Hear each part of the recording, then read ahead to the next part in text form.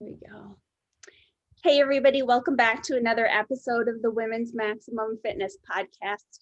My very special guest today is your 2020 Arnold Classic Fitness Champ and new Miss Fitness Olympia 2020, Missy Truscott. How are you? I'm good. Wow, that sounds really cool to hear. You just killed it. I mean, honestly, I'm going to hit my volume a second. This year, when everything was so unprecedented, obviously you have established a routine that was unshakable.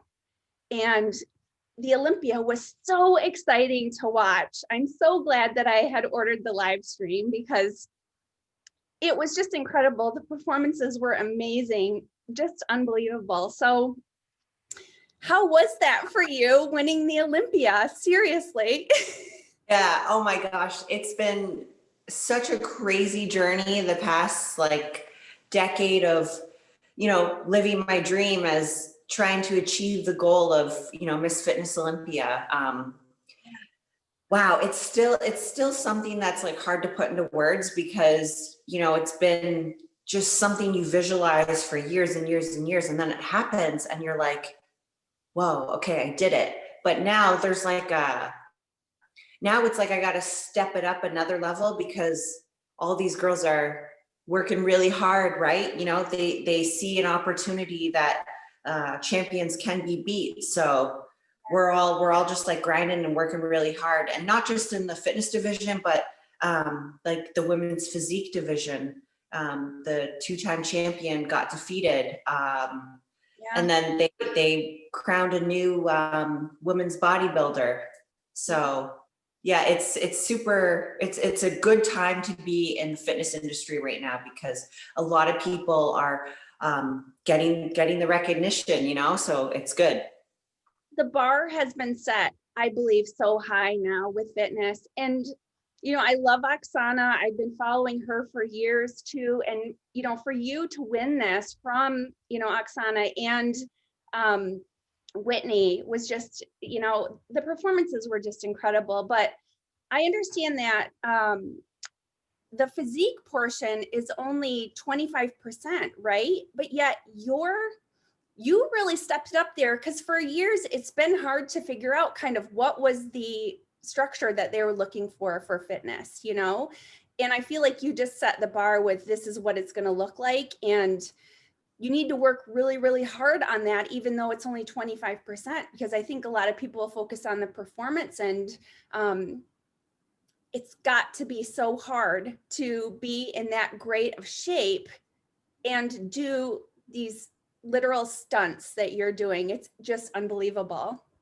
Totally. Yeah, that's the biggest thing, making sure you're spending time on your physique and really spending time on your fitness routine, because at the end of the day, it is a bodybuilding show, right? People want to see crazy good physiques.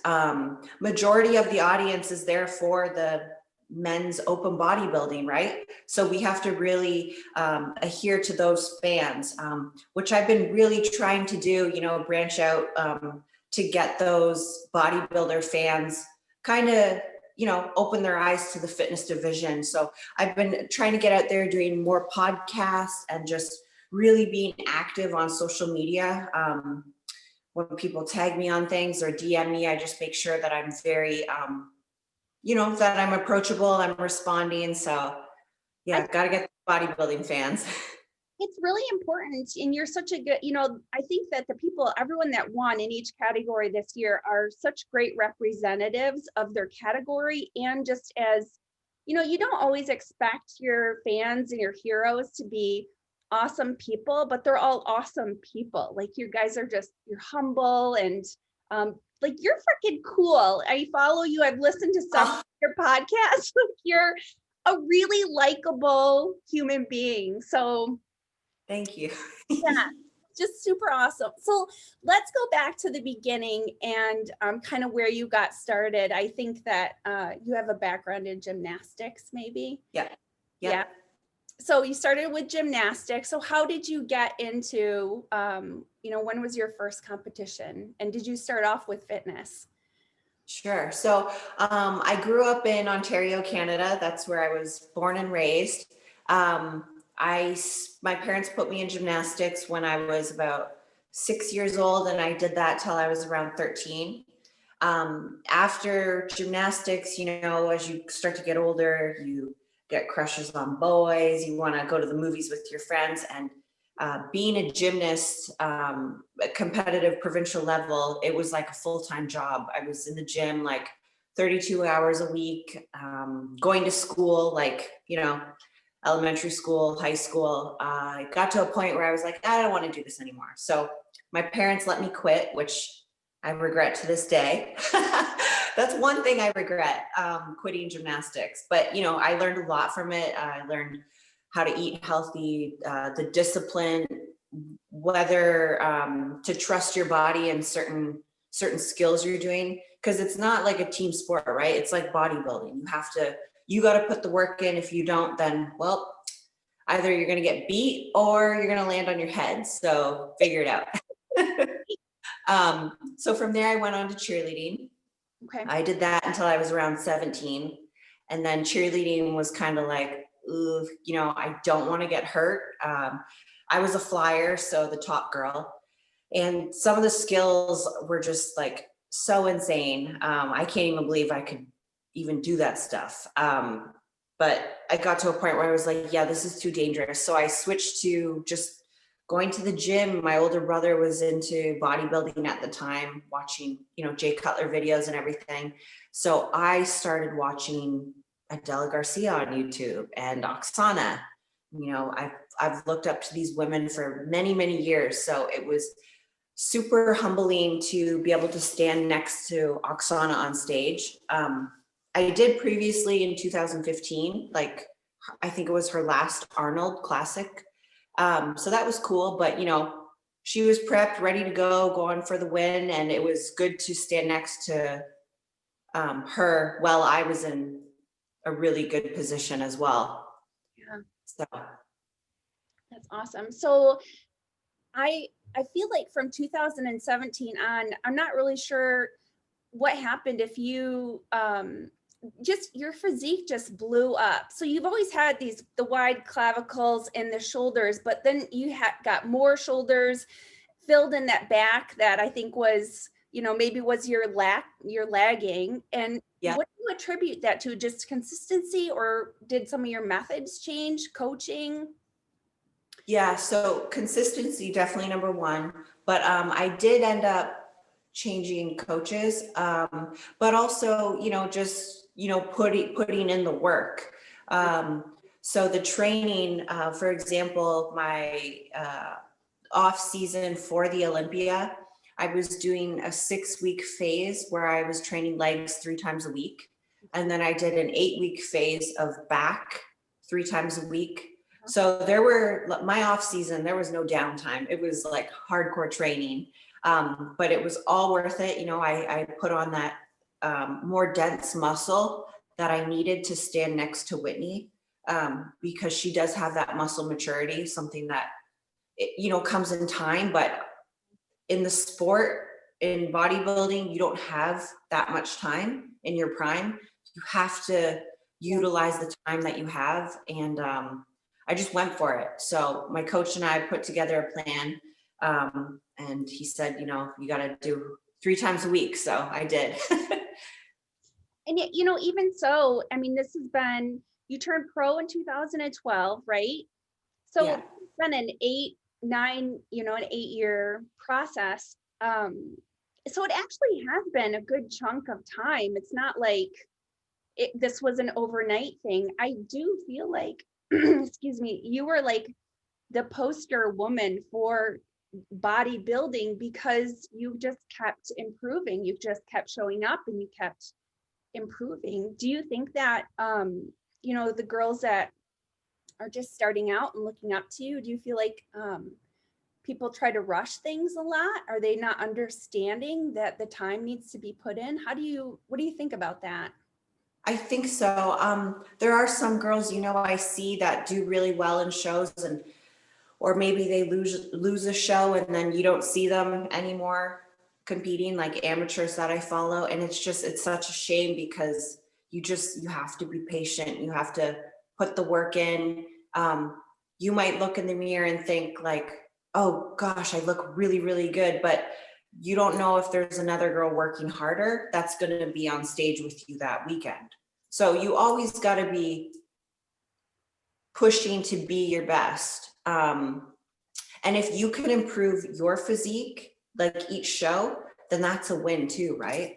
But it's kind of like using the other girls as like fire or motivation to just kind of keep pushing, if that's something you want to do, which I encourage, girls who are retiring from cheerleading or, graduating college, they don't have that outlet anymore from cheer. So definitely come over into the fitness division, because at the amateur level, we don't do the physique round.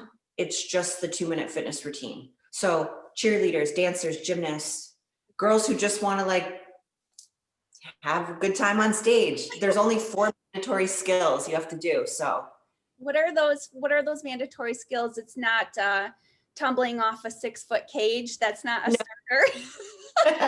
Nope, that's just a bonus. So the 4 skills are splits, like any leg, a high kick, a push-up, and a straddle hold, or any type of hold, like the pike hold. If you had like a plyo box, you could do like a hold on it.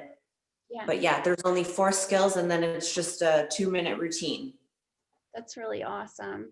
And, I think you have a good point there. I was a swimmer. I played soccer too, but I was a swimmer my whole life. And when you get out of those team sports, again, not a team sport really, even because it's more individually based. You got to find something that you can carry into the rest of your life, and just getting involved in weight training. Not only is it long-term so good for women, especially health, bone health, but finding something like that to do, like you said, I think that's a really great idea, because a lot of people can be lost after high school and college when they don't have their team sports anymore. Definitely. Yeah. And when you're in the gym or whatever you're doing for hours upon hours a week, and then you just stop, it's hard on the body, especially like young girls. You are going to like put on weight, like definitely. So that could be hard for them. But so were you always super, like, where did do you think this discipline, this tenacity came from your gymnastics background? Were you always real regimented with your diet and your training, or is that just evolved over time? Yeah, I think when I was younger, it started, like it kind of lit a spark inside of me. But definitely when I met my husband, he is just the most organized man I've ever met in my entire life, which is a really, really good thing, because it's rubbed off onto me. And he says now that I might be more like drill sergeant than he is, which is kind of funny. But yeah, he's helped a lot with kind of like switching my mind frame to be very focused when I need to be with training and dieting.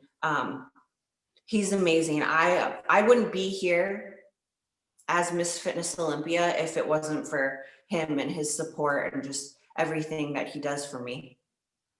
I've been noticing that more and more as I look at, people post about their relationships on social media a lot, and you can see the ones that are successful are when both people are supportive of the other's dream. I think that's super cool.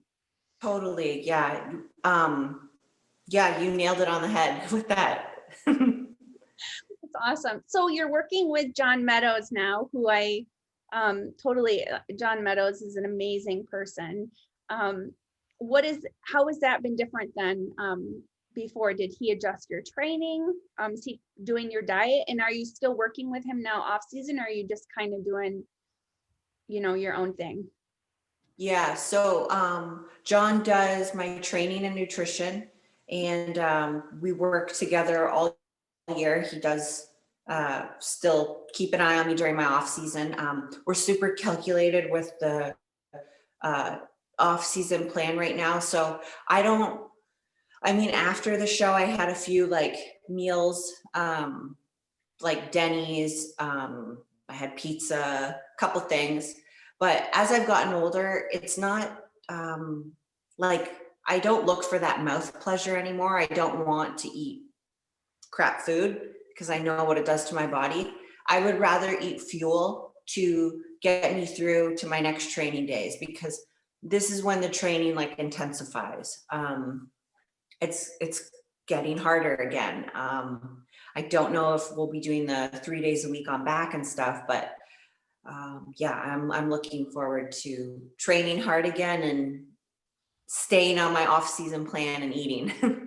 That's awesome. So I mean, it's an understanding that when you don't eat to support your training, then you don't get results with your training. And so it's this vicious cycle. Yeah. And I think that's for people who have like followed me back in the day until like the last maybe 3 years, I've been super, super consistent for 3 years with like prep and then off season, prep, off season. There's never any like, well, let's take a week or 2 weeks off. Like I'm just very scheduled that way. That's awesome. So what does your diet look like these days? So it's all clean. Can you tell us a little bit? Is it pretty basic? Like you got 5 or 6 foods and that's it?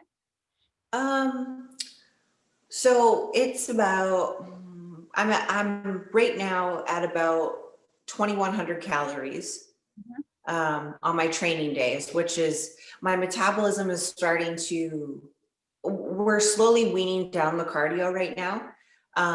So I'm not as hungry anymore. So I am forcing myself to eat my 6 meals, which is a good thing for me because now I know like if I am craving things, it's more around like my period time. Yeah. So I'm not craving like, oh, I want to eat a chocolate bar. Oh, I wish I had pizza. Like, no, I need to eat my food because I can barely even eat this. So, yeah, my training days, I have a pretty awesome meal not post workout, the meal number 4, which is like dark chocolate, egg whites, and cream of rice. So I really look forward to that meal. That's awesome. So you can I ask you about your period? Did you lose that? Like how far out from the Olympia, or did you ever lose it or no? Yeah, so I track it, and when I check in with John, I let him know like my menstrual cycle, the day it starts, and roughly the time it ends. But yeah, I got my period all the way up until 2 months out. Yeah. So that's good for me. You know, obviously, as the body fat goes down, you're less likely to get it. Which yeah, the last 2 weeks plus the amount of cardio I was doing and just the leanness. But How much cardio did you end up doing all the way up until the end there? I actually didn't do that much. Previous preps, I've done like 2 hours and crazy stuff, but I was at 50 minutes of the Stairmaster in the morning, and then I would do a 2-mile walk with my dogs. But here in Seattle, we have a lot of like hills. Yeah. And the elevation is crazy. So people think like, oh, 2 miles, that's not that far. But when you're walking up like a incline like this, like it's all like in your glutes. And yeah, it was, I do the walks now in the morning and I'm just like, holy crap, how did I do this with like no food? I was like a zombie. That's awesome. So what did you eat when you were finished? After you won? Wait, let's talk about that the ceremony a little bit, because I got to tell you, obviously, you know, I'm a diehard fan of Oksana, but this was like, it reminded me of, even if you don't watch beauty pageants, I don't know if you remember in 2015 when they announced in Miss Universe the wrong girl, and that's exactly what I thought of. And Anna, my daughter, and I were watching, and we were like, "What? No!" Like, just like I felt so bad for Oksana because I knew what was happening, you know. And you you were fast with that medal off. You were like, take it. I know first is mine. Oh my gosh. Yeah. You should have heard the audience. They were going crazy. I don't know if you could hear it on the pay-per-view, but they were like booing, and I didn't know if they were booing at me, or like the situation or what happened. But like you were saying at the beginning, of the podcast, we are judged on our physique, and then we are judged on our routine at the night show. So there was a mathematical error somewhere. Okay. I'm just so glad that they figured it out on stage and they didn't let us like go off and not fix it. That would have been devastating, but it was so funny because I'm on stage. Dana Lynn Bailey gives me the second place medal. Yeah.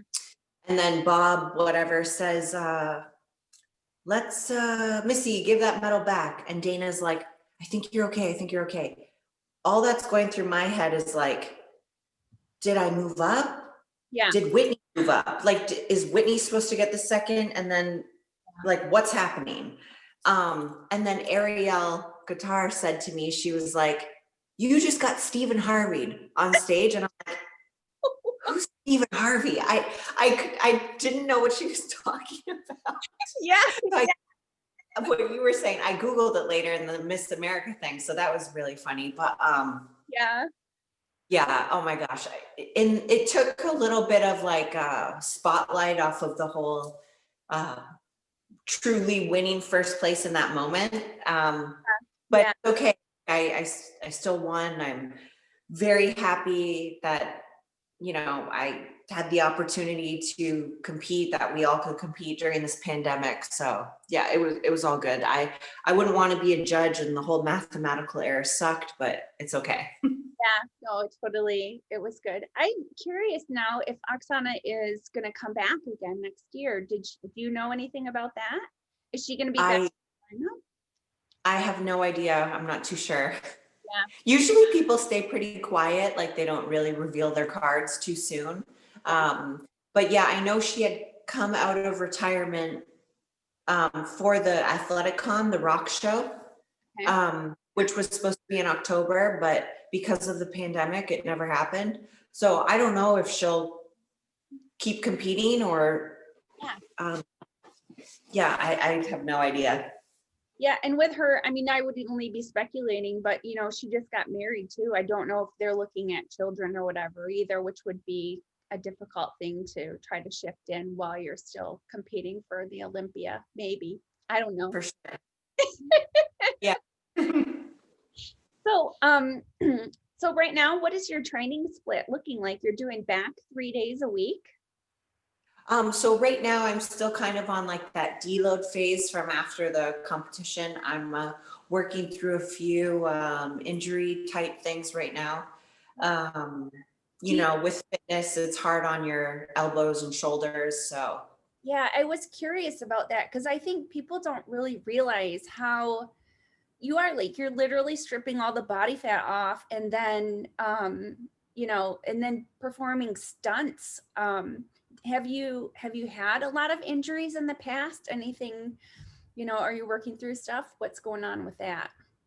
yeah, so I tend not to talk about it like during prep because I don't want to open that door for anyone. I just stay very quiet. But yeah, you know, I have tendonitis in both elbows, just probably like every bodybuilder does. I was having some issues with my right shoulder this whole entire prep. But you know, for me, it was staying away from doing any type of flat benching. My incline presses, I couldn't do dumbbells. I had to stick to, it's called a shoulder saver bar. It's basically got like a big sphere in the middle of it, so you can only bring it down so far. Like it won't allow you to go further to like stretch it. But yeah, right now I feel really good. So my training is just kind of going with what I feel like, and then John will probably ramp it up. Probably the beginning of February, we'll have like a set plan of this is what your week looks like or your month. Sure. Kind of. So with them, are you planning on doing the Arnold again this year? I know Yeah. that, yeah. Have they picked a date when they moved it? I know they moved it. Yeah. So I saw a Columbus News report that they are moving it to September. Now, I Wow. heard that it was the second week of September, which would be the Olympia weekend Yeah, if it was Vegas. So I'm thinking they haven't set a date yet, but September seems like that's when it's going to be. Um, and then the Olympia, I'm assuming December again. Still no word on that. yeah, Um, but the Toronto Pro Show is August 20th. yeah. Um, I definitely want to go back to my home city and Yeah, win that title there. So that's my plan. Toronto first, then Arnold, then Olympia. that's awesome. How is it like in so you're in Seattle now. I don't know how long you've been there. Would you consider that sort of your hometown now? Yeah, Yeah. for sure. So are you well known there? Well, how were you received in your gym? Did people freak out? Yeah, I train at a Gold's Gym in Kirkland, and then I have another gym I train at East Side in Redmond. And then while I was like stuck, our gyms were shut down for like a really long time, so I was training mostly at home. And it's so funny because people like once you, I'm not that much over stage weight right now. I'm about 20 pounds or so, but like when people see you, they're like, whoa, you look different. It's like, yes, I don't have my tan on and I'm 20 pounds heavier. um, no, but people are so nice. Like they're, rooting for me. And yeah, my gym's great. That's awesome. That's awesome. All right. Well, I know I just wanted to tell you that I just really admire you. And like I said, the last couple of years, when you had started putting out these videos that during your getting close to your shows that were like, it was so unbelievable the changes that were going on in your physique. I just think that's really awesome. I want to commend you because all your Uh, hard work just came to fruition. So, well, yeah. And I thought it would be cool to just kind of like vlog it all. I'm super new to YouTube. So I was literally just like taking my phone and just kind of being like, hello, like doing little stuff. But I thought like, if I can vlog this for people and they can like see the real me and what it takes to kind of like get to the Olympia a couple weeks out. yeah. Yeah, I thought people would enjoy it. And I'm kind of starting to like film stuff right now for like the Arnold prep, because I think people need to see like how much work, we put into it. Absolutely. And I love too that you are actually someone who is living this day after day, like one meal at a time. It's not just, I think it's not just a genetic thing. You know what I mean? Like some people can get away with different stuff, and you want to know that the winners are working it and living it day after day. So I think that's really awesome. And it'll be great for people to see so that they don't just blow it off as, well, she just lift weights at the gym. And then, it's crazy what you do. Right. Yeah. And we all have like the same hours in the day to just kind of prioritize and do what we want. So So are you coaching people? Is that what you do for work so that you can kind of manage your environment a little bit? yeah, so I do online coaching. I was working as a phlebotomist, drawing people's blood at a hospital here. I did resign from that job because it got to a point where I needed so much time off of work Yeah. that I was making more money with prize money than I was actually working the job. So it didn't make sense for me to stay there. Although I really, really enjoyed that job and it was very fulfilling. Yeah. I see myself going back like once I'm done with fitness, but right now I'm just focusing on online training. So if anyone is interested, just shoot me a DM and then correspond that way. That's awesome. So have you ever cheated on a prep? Oh gosh. When I was really young, like really young, but so my first show, my first pro show, it was the 2012 Valenti Gold Cup in Florida. I got humbled real quick. I placed last, but I was, I wish I cheated. Like I ate like lemon squares at night or something stupid. Like it was just, but you gotta like kind of learn from that. Like, Yeah. I don't even really think about cheating anymore because it would just never cross my mind. I would never want to like do that to myself, Yeah. But yeah, when I was younger, stupid.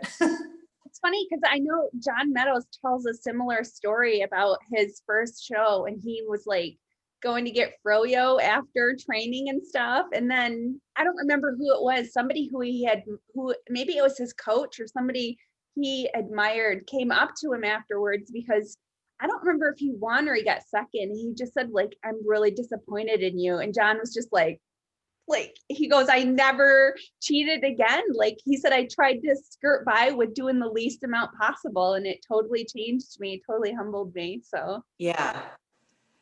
I think you need to like kind of, if you learn from it, yeah, then it's a positive. But if you just keep doing it over and over and over and over, then it's like, well, what are you doing? Like maybe you should take up a different hobby if you can't commit to it.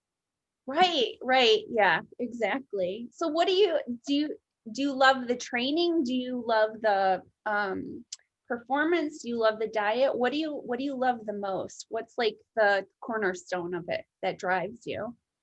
I really love the like training aspect. I love going to the gym every day. I love doing my cardio. I know it's cliche to say, but it's never like, oh, I have to do cardio. It's like, I want to do cardio. My husband busts his tail. Like, he's a financial advisor. So he's got his career and his schedule for work. But he's still like, wakes up every morning at like 5 a.m., does his cardio, eats like, we don't eat at the same time because he's on his meal plan and I'm on mine. Okay. So if we have a chance to like meet up in the kitchen and eat, we do. But yeah, he's super consistent and it makes me super consistent. So I just love all aspects of it. But definitely performing on stage too, like getting the crowd to, Yeah. my biggest thing is when the crowd goes, like when they get scared when I do something, that's what I live for. Like that adrenaline, that like, give me more. That's awesome. So do you get asked to do guest posings, and is that something that you do? Because I'm going to tell you that I remember in 2015, I was at the Arnold and I was talking to Oksana, and she was saying how she would get offered big money to do guest posings, but she wouldn't take people up on it because she's like, you have to prepare so much for your performance. She was more, I think, concerned that she'd be getting injured for some money. Is that across the board how a lot of fitness professionals feel about guest posings? I'm not sure. I mean, for myself, I've done numerous guest posing here on the West Coast, and it is great money to just, you're getting like thousands of dollars for a 2-minute routine. Like it's pretty awesome. And also like they don't know your routine. So like if instead of throwing like a layout full, like the backflip 360, maybe you do a back tuck and no one's gonna know. Right.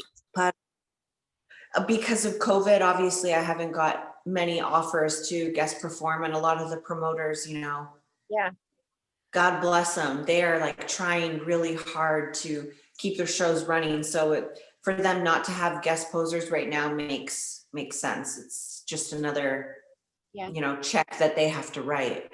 But I love guest performing. You get to go to different states and meet people, so it's good, like network. Yeah, for sure, getting to meet a lot of your fans and stuff. Mm-hmm. Yeah. Definitely. All right, so we're gonna finish with, this is 10 questions. Most of them are short. The last two can be as long as you want them to. Okay, so the first one is, so country or rock music? Oh, rock. Yes. Yeah, your performance, you had White Zombie and AC/DC, so I was guessing. People, there's this one guy on YouTube, he calls me the queen of iron rock of fitness. I'm like, oh, I like that. That's cool. That's So, awesome. My daughter is like big into music. She's 15, but she knows like everything from like the 70s up until now. And she was watching your routine and she was like, all right, White Zombie, all right, AC/DC. Like, it was really cool. she's like a little Shazam. She just like knows all the songs. Yeah, she does. She'll correct me too, because I grew up and, I'll be like 90s grunge will come on and I'm like, oh, this is, and she's like, no, it's not. And I'm like, oh, you're right. Fact checked by the daughter. Oh, right? It's funny. That's kind of her thing though. She's not really involved into fitness and sports, but she does like music, which I'm not musically inclined at all. So I say go for whatever your talent is, Sure, yeah, that's awesome. All right. So podcast or YouTube?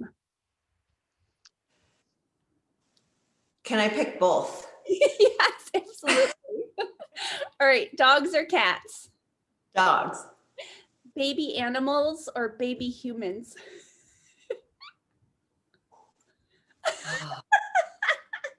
Baby humans. That's tough though. It is.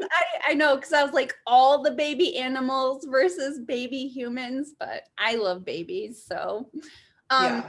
heels or sneakers? Sneakers. Okay. Hike a mountain or swim in an oasis? Swim in an oasis. Burgers, pizza, or sushi? Burgers. Okay. Would you rather train legs, back, shoulders, chest, or arms? What's your favorite? I'm gonna have to say back now. Okay. I used to hate training back because my back was so crappy, but now I really like training back. That's awesome. All right. 3 people, one you admire, one who inspires you, and one who motivates you. So admire. Who do you admire? I got to give that to my husband. Okay. All right. Who inspires you? I'll go with like someone on social media. I feel like Jay Cutler. He's always been like somebody who's super inspirational and just kind of brought fitness to like a new level. So I think him for sure. He's done so much with being an ambassador after he retired, unbelievable. Mm-hmm. Who motivates you? I'm going to say, I'm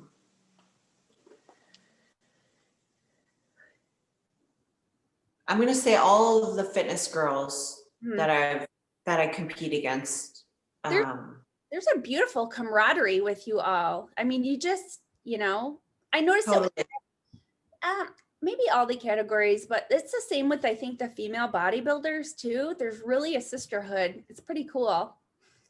Yeah. We all we all go through the similar struggles with injuries and, having to think of our fitness routine, the themes, the music, the costumes, all of that, and still train like a bodybuilder. So, it is super motivating to see these girls busting their butts every day. So Awesome. All the fitness girls. All right. Your best moment.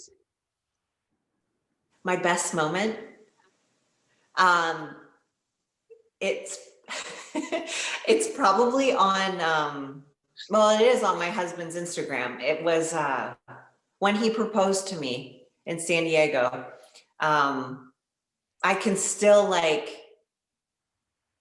feel that emotion and like know the feelings. And it's really cool to like look back on how he like videoed it. And I had no idea.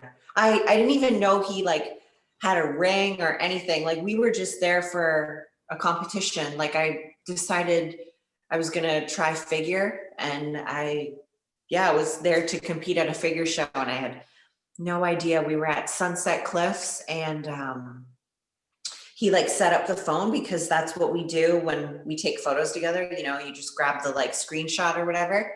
Yeah. But he set it up, and he had the ring in his fanny pack. And I was like, he got down on his knee, and I was like, oh my, yeah, the best moment. That was the best moment of my life. That's awesome. Wait till you have kids. I think that'll be Oh yeah. up there. maybe in a couple years. Yeah. All right. So next goals. What are your next goals maybe for 2021? Sure. So it's obviously defending both titles, the Arnold Classic and the Olympia. You're So You're ruthless. You're like, not Yeah. anybody else get a shot in there. Yeah, I'm ready. I mean, this is what I've been working for, you know, for many, many years. And I just plan to keep stepping up my game with my fitness skills, making sure that my skills are improving and I'm adding more difficulty into them. And then I just plan on keep improving my physique. Yeah. Do you wish that the percentages were different, that you were like it was 50-50 with physique and performance? Or Yeah, I honestly think that would make more sense to like the audience and like people judging, or just like outsiders kind of like looking in. Because not a lot of people even know that the routine round is 60 to 70%. They just think, yeah, so yeah, that would be cool if it was 50-50. I don't know if it'll ever change, but yeah. Well, it's always evolving. I mean, they brought back women's bodybuilding, so who knows what will happen next. So true. That is true. that was a thrill. I was super excited to have the female bodybuilders back. That was another fun one. The whole Olympia. Did you get to watch any of the other categories at all? Any of the other people? No, just like now, like on YouTube and stuff, I was able to, but in that moment, like backstage, I can't even watch the Megatron. It's too, I'm just so like in my own zone, in my own bubble, Sure. that I just have to stay super focused. That's awesome. Well, Missy, you're like so cool and really humble. This was really a pleasure. But I'll let you go and get about the rest of your day. So Thank you, Deborah. Appreciate you, and just for having me on your podcast, because I do really want to keep promoting fitness, and this is a good outlet to just kind of get your followers to, you know, understand me and a little bit more of the fitness division. So I appreciate you, and thank you very much. all right. Well, just remember that healthy looks different on everybody, and I hope that you have an awesome day, and we'll be, rooting for you this whole year. So I'm following along. Oh, your Instagram what is your Instagram? If you want to. It's IFBB Missy Truscott, and then my YouTube is Missy Truscott. Perfect. All right. We're all subscribing. Thank you. Have a great day.